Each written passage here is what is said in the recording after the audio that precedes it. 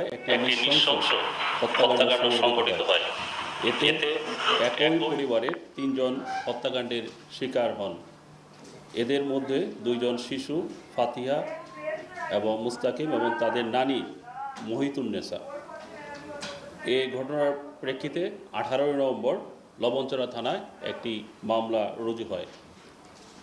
মামলার বাদী শেফার আহমেদ, যিনি শিশুদ্বয়ের পিতা এবং গ্রেপ্তারকৃত মূল পরিকল্পনাকারী শামীম আহমেদ সম্পর্কে মামাতো ফুফাতো ভাই।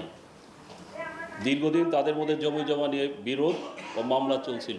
হত্যাকাণ্ডের মূল পরিকল্পনাকারী শেখ শামীম আহমেদ অস্ত্র মামলায় জেলে থাকাকালে একটি সন্ত্রাসী গ্রুপের সদস্যের সাথে সখ্যতা গড়ে ওঠে। জেলখানা থেকে বের হয়ে তিনি জেলখানায় পরিচিত সন্ত্রাসীদের বড় অঙ্কের টাকার বিনিময়ে ভাড়া করে প্রতিপক্ষ শেফার আহমেদের পরিবারকে নিশ্চিহ্ন করার উদ্দেশ্যে পরিকল্পনা করেন। সেই মতে শেখ শামীম আহমেদ সন্ত্রাসীদের নিয়ে 16 নভেম্বর শেফার আহমেদের বাড়িতে প্রবেশ করে এই হত্যাকাণ্ডটি সংঘটিত করেন। ঘটনার পর থেকে আসামি শামীম আহমেদ পলাতক থাকে। গ্রেপ্তারের আগে তিনি বিদেশে পলায়নের চেষ্টা করেন। এই প্রেক্ষিতে হযরত শাহজালাল আন্তর্জাতিক বিমানবন্দর ঢাকা থেকে শেখ শামীম আহমেদকে গ্রেপ্তার করা হয়। শেখ শামীম আহমেদের পিতা রুস্তম আলী, তিনি দেয়ারা রূপসা থানা এলাকায় বসবাস করেন। তার নামে ইতিপূর্বে অস্ত্র আইনে একটি মামলা রয়েছে। এছাড়াও তিনি 2টি সিআর মামলার ওয়ারেন্ট বলে গ্রেপ্তার হয়েছিলেন মর্মে আমরা জানতে পেরেছি।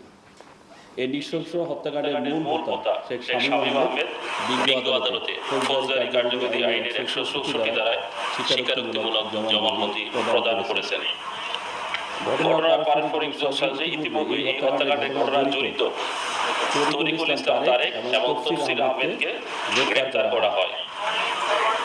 গ্রেপ্তারকৃত আসামিদের মধ্যে তরিকুল ইসলাম তারেকের বিরুদ্ধে একটি মাদক মামলা এবং তফসিল হাওলাদারের বিরুদ্ধে চুরি ও ছিনতাইয়ের 2টি মামলা রয়েছে। এই ঘটনায় জড়িত অন্যান্য সদস্যদের গ্রেপ্তারের লক্ষ্যে অভিযান অব্যাহত আছে। এটা একটা পরিকল্পিত হত্যাকাণ্ড। আমরা জবানবন্দি থেকে যেটা জানতে পেরেছি, স্বীকারোক্তিমূলক জবানবন্দি থেকে 1টা থেকে 1:30টার মধ্যে ঘরে প্রবেশ করে তারপরে তারা হত্যাকাণ্ড সংঘটিত করে। আমরা জানতে পেরেছি সন্ধ্যার পর যখন সেখানে বাসার একজন শিক্ষক, গৃহ শিক্ষক, সে প্রবেশ করার চেষ্টা করেন, তাকে পাচ্ছে না, ঘরে ঢুকতে পারছে না। তারপরে তার বাবা মা আসে। এরপরে এটা সন্ধ্যার পরে আসলে জানা গেছে যে তাদের যখন নানি ডেড বডি প্রথম পাওয়া যায় পাশের একটা ঘরে মুরগির খামারের পাশে, তখন আমরা জানতে পেরেছি। আমরা তখন তাৎক্ষণিক আমরা পুলিশ যাই, তখন জানতে পেরেছি সন্ধ্যার পরে আমরা জানতে পেরেছি। মূলত এটা হত্যাকাণ্ডের যে 160 অনুযায়ী 1টা থেকে 1:30টার পরে ঢুকেছে এবং পরপরই তারা ঘটনা ঘটেছে। আমরা আরো জানতে পেরেছি এই পরিকল্পনার সাথে, এই ঘটনার সাথে প্রায় 6 থেকে 7 জন এর সাথে জড়িত। তার মধ্যে আমরা মূল যিনি আছেন এবং কিলা আরেকজনকে হত্যাকাণ্ড করেছেন, দুইজন তারেক, তাকে আমরা আটক করেছি। এখানে কোনো অস্ত্র ব্যবহার করে ইট দিয়ে তাকে মাথার পিছনে 3জনকে আঘাত করে আমরা শ্রোতারা যেটা দেখছেন, মাথায় পিছন দিকে মাথায় আঘাত করে ইটে আঘাত করে তাদের হত্যা করা হয়েছে।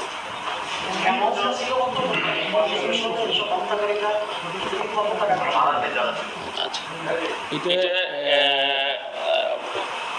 যে মূল পরিকল্পনা সে বলছে